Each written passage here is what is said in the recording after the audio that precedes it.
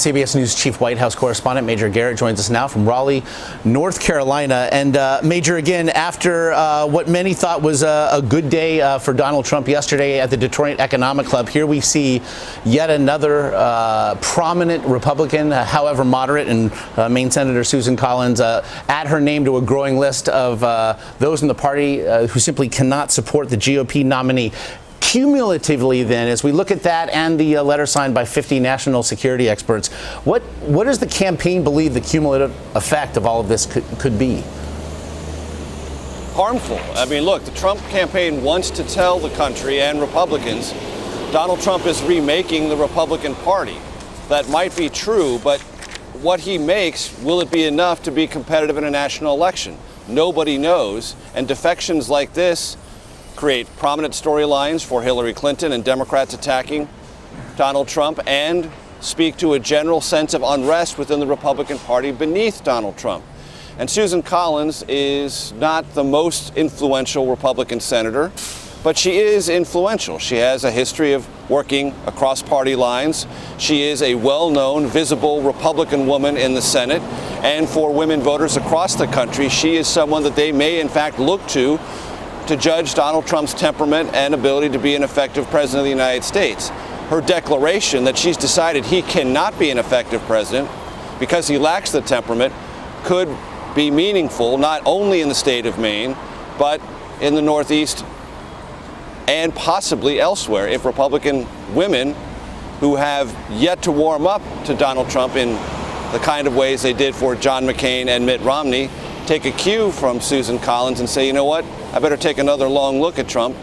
And one thing this speaks to, Josh, is one day can help you begin the process of resetting a campaign. But on a presidential platform, if you've had two very bad weeks, those two bad weeks continue to echo even as you're trying to reassemble and reset your campaign. So nothing happens in isolation. And even though Trump delivered a speech, and that's not altogether that high a bar to cross, a speech was written, he read it, there was favorable conservative reaction. Okay, that's all pretty generic stuff. But the effects of the 2 weeks previous to that are still echoing through the political conversation.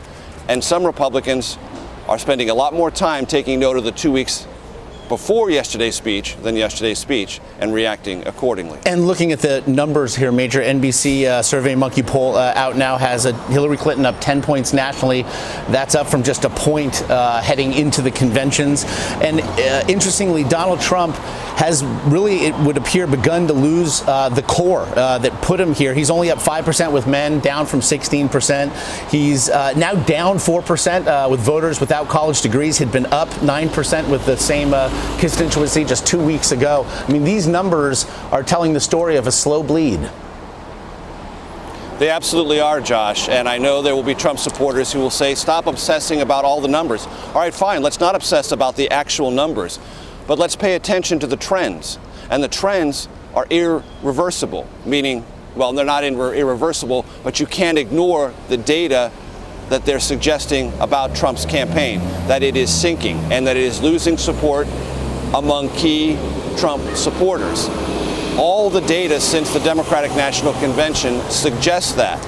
And one thing pollsters tell you is each and every poll might have a problem with its underlying approach, and the exact number may not be precise. But if you look at polling over a couple of weeks and the trends are all the same, you best believe what that data is trying to tell you.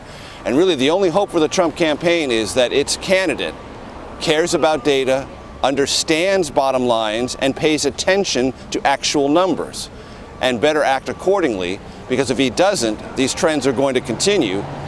The big factor for the Trump campaign in the month of August is, can you stop this, as you described it, slow bleed? Because if you can, then you have a chance to reset this race in September.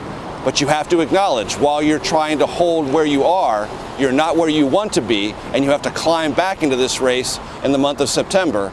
That takes a lot of time, a lot of effort, and puts Hillary Clinton not in the catbird seat. Many Democrats are still anxious about where Hillary Clinton is. By no means believe this race is over, but they do believe she has an advantage she didn't have 2 weeks ago. Yeah, the numbers certainly suggest exactly that. Major Garrett there in Raleigh, we appreciate it. Thanks.